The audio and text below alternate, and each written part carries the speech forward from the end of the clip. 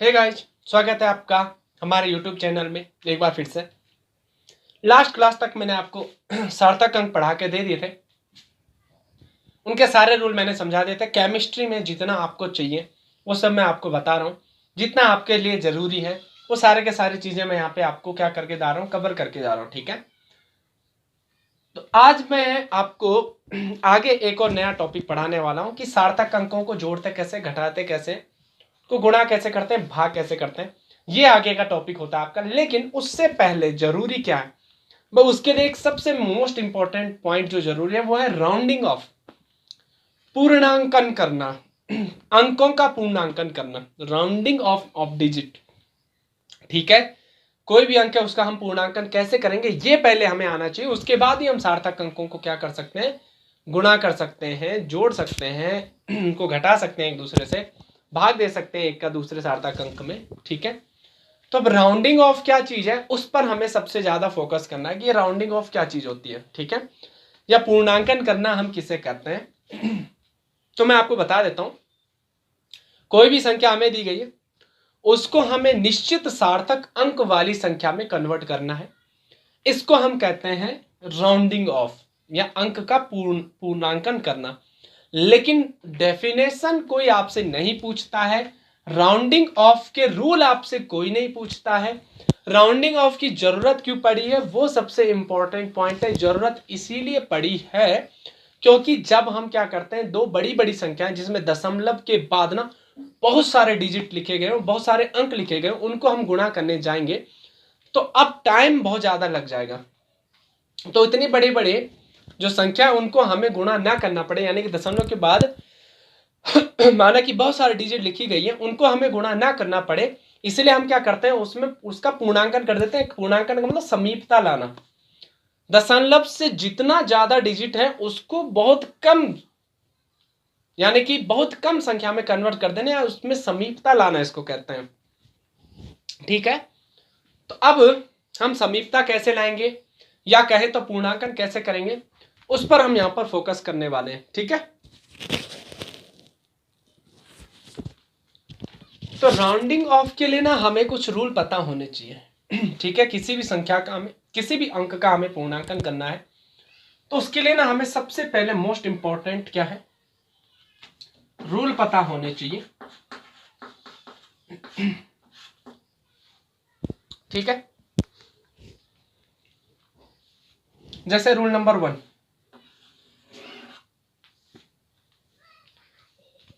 Example भी मैं साथ साथ में बताते जाऊंगा रूल के साथ साथ में।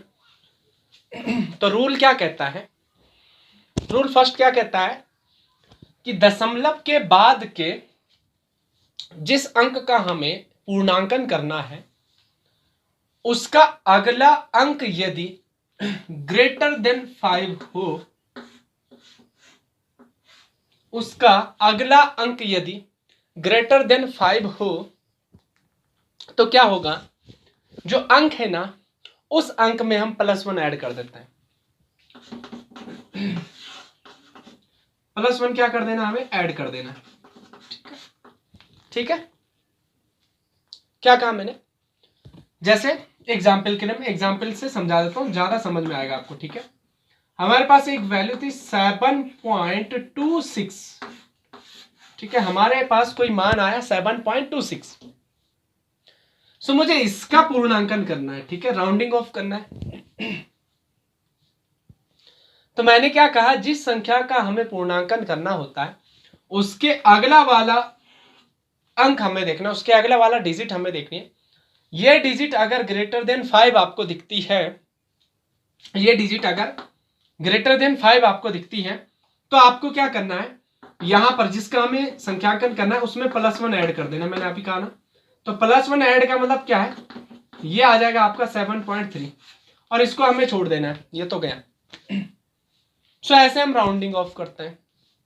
पहला रूल समझ में आया, क्या कहा मैंने, जिस दशमलव के बाद के जिस अंक का हमें क्या करना होता है, राउंडिंग ऑफ करना होता है, जिसका हमें पूर्णांकन करना होता है उसके अगला वाला अंक देखते हैं, अगर वो ग्रेटर देन 5 है तो इसमें हम +1 ऐड कर देंगे, बात खत्म। ठीक है, यानी कि अगर ये 2 है तो इसको हम 3 बना देंगे, अगर ये 3 है तो इसको हम 4 बना देंगे, अगर ये 4 है तो इसको हम 5 बना देंगे। ठीक है। रूल नंबर सेकंड,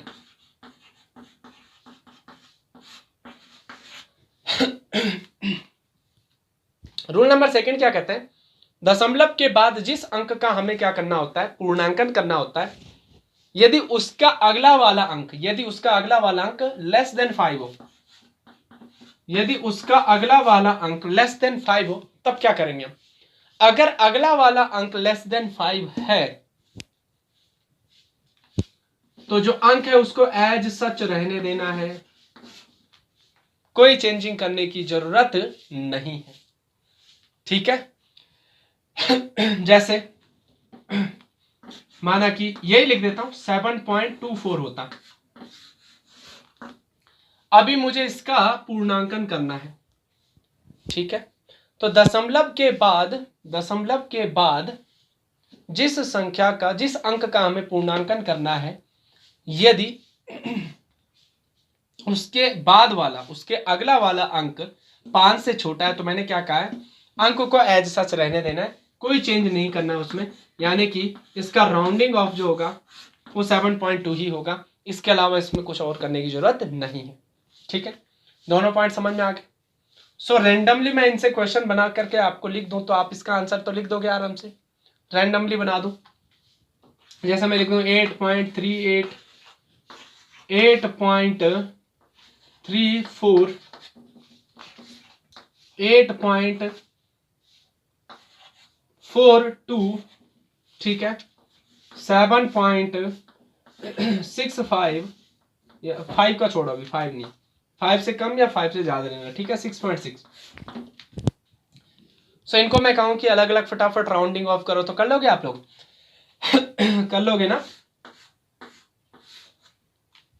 भाई? कितना आ जाएगा 3 के बाद? इसका मुझे पूर्णांकन करना है, तो 8 जो है ये 5 से बड़ा है, तो ये आपकी वैल्यू क्या हो जाएगी 8.4। 5 से छोटा है एज सच रहेगा 8.3, 5 से छोटा है एज सच रहेगा, 5 से बड़ा है 7.7 हो जाएगा। कर लोगे? दोनों नियमों से आपको बात पता चल गई कैसे हमें किसी अंक का पूर्णांकन करना होता है। अच्छा, अगर माना कि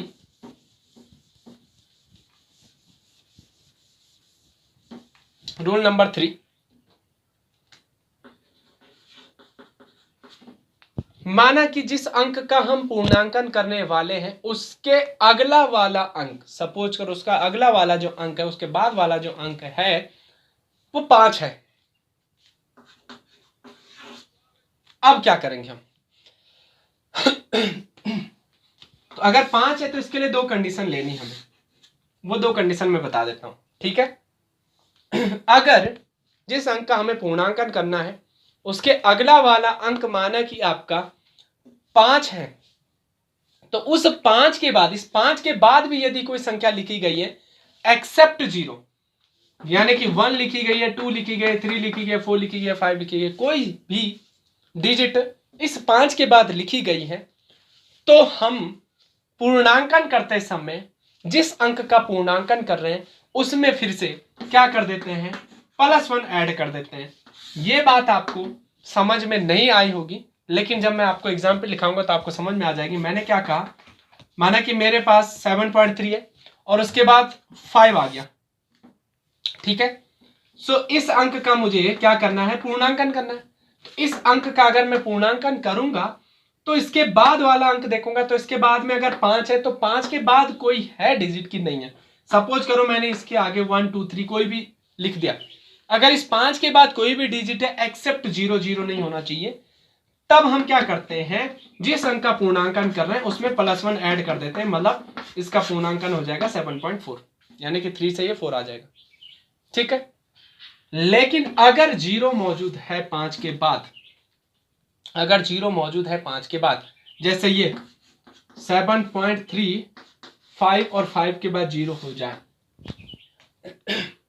या 0 भी नहीं है, या तो 0 है या तो 0 नहीं है, या तो 0 नहीं है या तो केवल ये 7.35 ही है, मतलब ऐसा कुछ आ जाए। 7.35 3 का हम राउंडिंग ऑफ कर रहे हैं, ठीक है, मतलब यहां पर हम इसका पूर्णांकन कर रहे हैं तो 5 1 लिखा हुआ है यहां पर, ठीक है। अगर 5 के बाद कोई भी डिजिट आ रही है 1 2 3 4 5 6 7 कोई भी आ रही है तब तो हम क्या करेंगे, इसमें एक ऐड कर देंगे, ठीक है। लेकिन अगर 0 है 5 के बाद या तो फिर कुछ भी नहीं है, तब क्या करेंगे, तब 2 रूल देखते हैं यहाँ पे 2 रूल और आ जाते हैं, उस पे हमें फोकस करना है। कौन कौन से आते हैं वो देखो। हम क्या करते हैं,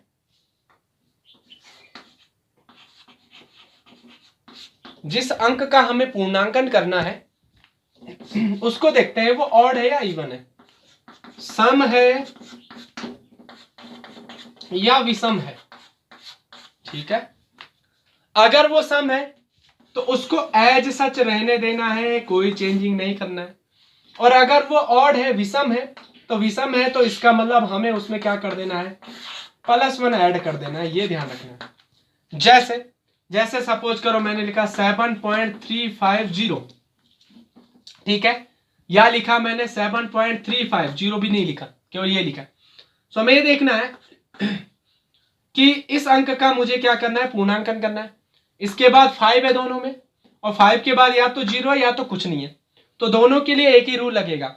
अब ये वाला जो नंबर दिया गया, ये वाला जो डिजिट है, ये ऑड है या इवन है, तो आप जानते हैं ये विषम है, तो विषम है तो इसमें +1 ऐड कर देना, यानी कि इसको बना देना 7.4।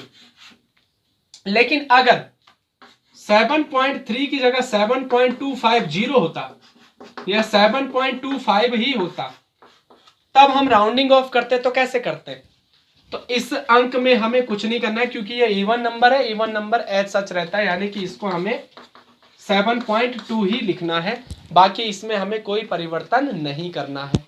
तो यहां तक आप लोगों को बातें समझ में आ गई होंगी उम्मीद करता हूं, ठीक है। अब राउंडिंग ऑफ करना आपको आ गया अच्छे से।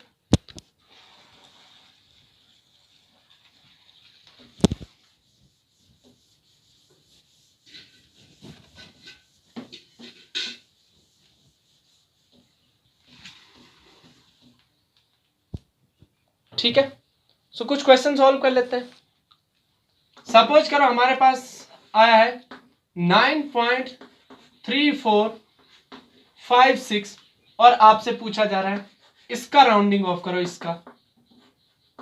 इसका राउंडिंग ऑफ करो, इसका पूर्णांकन करो। तो कैसे करोगे, आप यहां पर देखोगे इसका अगला वाला नंबर 5 और 5 के बाद कोई संख्या है 6 लिखी हुई है, तो मैंने आपको रूल क्या बताया था अगला वाला अंक देखना है, अगले वाले अंक में अगर 5 है और 5 के बाद कोई भी 0 के अलावा कोई भी डिजिट लिखी गई है तो इसमें हमें +1 ऐड कर देना है, तो ये तो बन जाएगा आपका 9.35 बन जाएगा, ठीक है। अगर यही नंबर ऐसा होता 9.345 और आगे कुछ नहीं होता, अब मैं आपसे कहूं इसका राउंडिंग ऑफ करो, तो राउंडिंग ऑफ इसका करना है आपको, तो 5 को हटा देना है, और क्योंकि इससे पहले वाली डिजिट आपकी इवन है तो ये आपका 9.34 ही रहेगा, इसमें आपको और कुछ ऐड करने की जरूरत नहीं है। क्लियर होगी बात। या ऐसे आगे आपके पास 5.33, मैं कहूं इसका पूर्णांकन करो तो आप लिख सकते हो 5.3, आगे तो कुछ नहीं लिखोगे क्योंकि ये 5 से छोटा है तो इस वैल्यू में कोई चेंजिंग नहीं करनी है। लेकिन अगर मैं ये लिखता 5.35, अब मैं कहता आप राउंडिंग ऑफ करो, तो अगर 5 आ गया है और ये ऑड नंबर है तो ये आपका क्या हो जाएगा 5.4 हो जाएगा, क्योंकि इसमें हमें +1 ऐड कर देना है, ठीक है। तो ये बातें आपके राउंडिंग ऑफ से रिलेटेड थी जो मैंने आपको क्लियर कर दी। अब मैं आपको सार्थक अंक को गुणा कैसे करते हैं वो सिखाऊंगा, उसके बाद भाग कैसे करते हैं वो सिखाऊंगा, उसके बाद जोड़ते कैसे हैं, घटाते कहते हैं, वो सारी चीजें मैं आपको बताऊंगा अभी, ठीक है।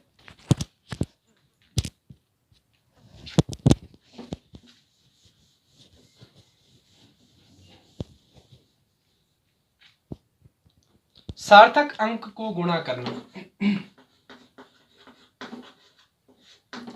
सार्थक अंकों का गुणा आपको सीखना है, ठीक है। अभी सार्थक अंकों का गुणा आपको सीखना है। सपोज करो आपके पास ना 6.40 इंटू 1.2 है और अब आपको इसको क्या करना है, गुणा करना है। तो कैसे करोगे? तो पहले तो इसको नॉर्मली गुणा करना है, जैसे होता है वैसे ही करो। क्या करोगे? देखो 12 जीरो 0 हो जाएगा, 12 4 जा 12 4 जा 48, 48 का 8 आ जाएगा, बचेगा 4 और 12 6 जा 72 एंड 76।